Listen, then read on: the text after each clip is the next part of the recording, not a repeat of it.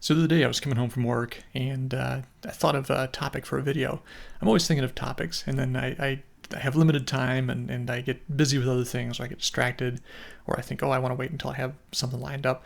But this is a video I can kind of do pretty quickly, and it might be kind of fun for my viewers because, in addition to reviewing knives, I actually have dabbled in making knives too. And people may not realize that. And it's funny too, because some people may have come to my channel because of knife reviews. Some may have come here because of bicycle stuff. But yeah, so it's a hobby that I kind of got interested in back in 2004. And at the time, there weren't a lot of resources. It wasn't like it is nowadays. Now there's YouTube and Instagram, and there's just tons of people doing this hobby of making knives. But back then, you kind of got like those. I think it's the Bob Loveless book on how to make knives, and yeah, so I read through that, and I got this little tiny 1x42 Delta bench grinder. And yeah, and so I got some '01 tool steel and some handle materials, and I started making knives. And I had no idea what I was doing. I mean, I kind of had a starting point from the book, but yeah, so I came up with this thing here. This is the first knife I ever made, and the sheath looks pretty good because I made that later, but you can see that the knife itself is pretty crude. The finish is like a mix of 60 grit grinder scratches and polish. And the handle is like it's like a bar of soap. It's not a good shape. That's the one thing I really didn't understand how to do, is how to make a handle shape. So yeah, and you can see I put my maker's mark on there later. Etch that in there. Sorry, it's really hard to see on camera, but yeah, so this is my first attempt. It's a diamond wood handle, not the fanciest handle material, with some nickel pins and a nickel lanyard tube there. But anyway, so I made that guy, and I was pretty psyched. This is '01 tool steel, by the way, which is like it's not a stainless. It's just high carbon tool steel.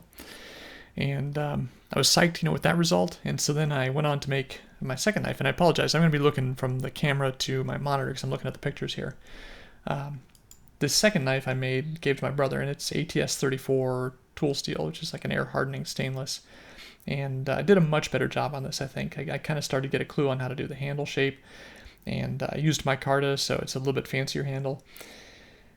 Yeah, and so that came out pretty good. I still didn't really have a good handle on how to do the finish on the blade and everything, but it came out much better. All right, so then moving on, third knife, and this one I actually have here too. Again, I made the sheath later, but you can see it's a shorter knife. Again, '01 tool steel. This one I'm pretty happy with this one. Again, the finish isn't perfect, and it's got some scratches and some dirt on it because I use this one fairly frequently, but this was actually inspired by, I think, the Snody activator. I did a different handle shape, but the overall blade size and profile is very similar to what he did on the activator. And again, this is like I think a linen micarta handle. And this one's pretty. I still carry this one every now and then. I've got a little sheath that I made later, with the belt loop and everything. So yeah. All right. So then, fourth knife I made was one that I did for my Uncle John, and he's got it in Colorado, so it's not here, but I do have pictures.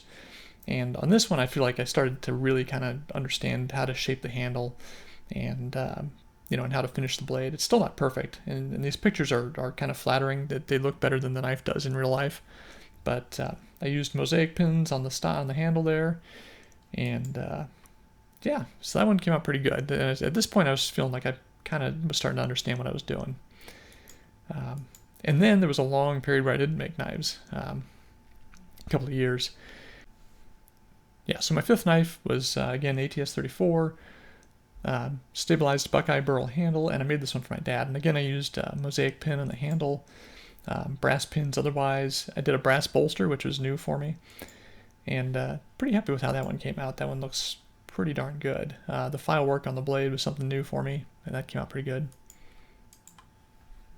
Overall, very happy with that one.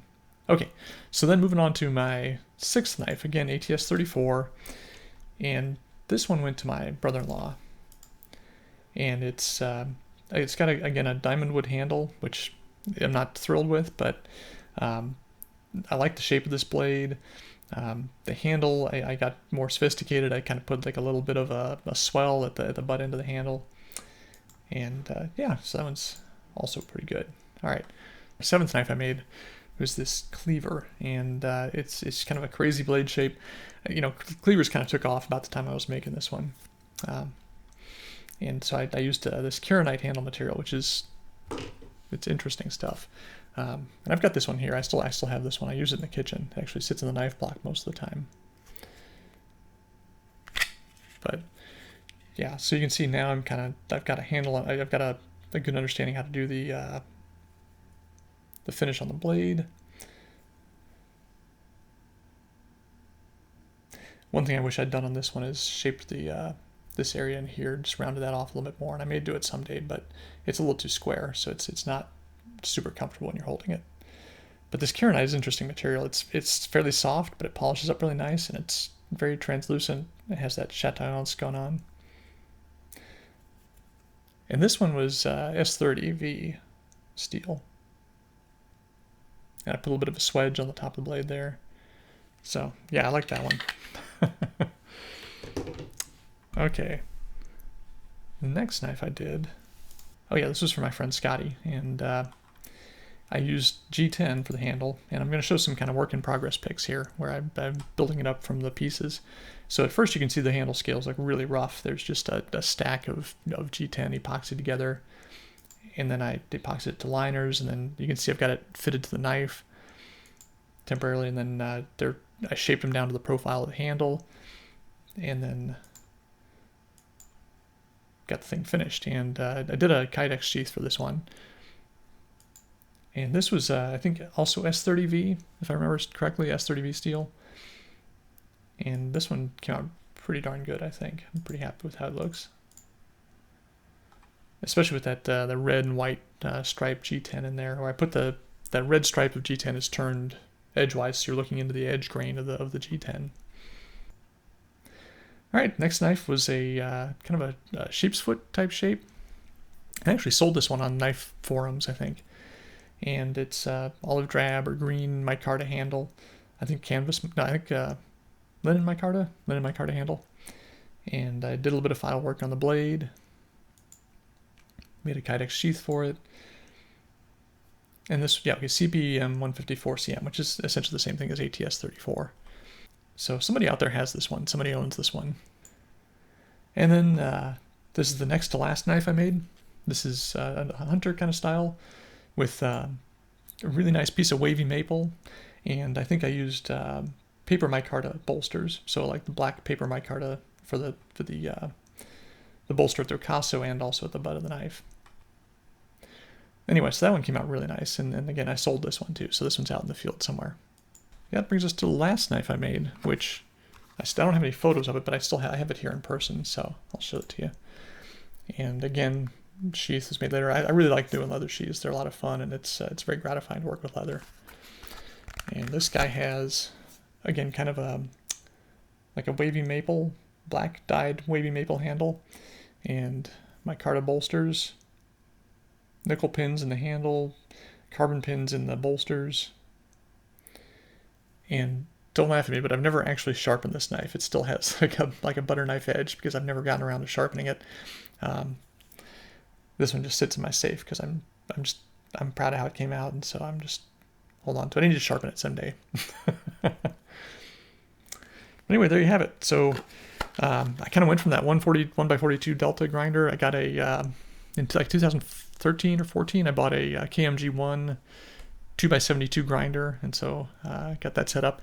Recently I've moved a couple times, and so I haven't been able to do it. I'd like to get that set up again, and so get back to making knives. And so that's kind of the whole point of this video is I miss doing it. I miss making knives. It's a lot of fun. It's very gratifying to think of the design, work through all the details, figure out how you're going to assemble it, and then actually just working on it. But there you have it. So those are the knives I've made, and I hope this was kind of fun for those of you out there watching. And if you like my channel, please like and subscribe, and I'll keep posting content.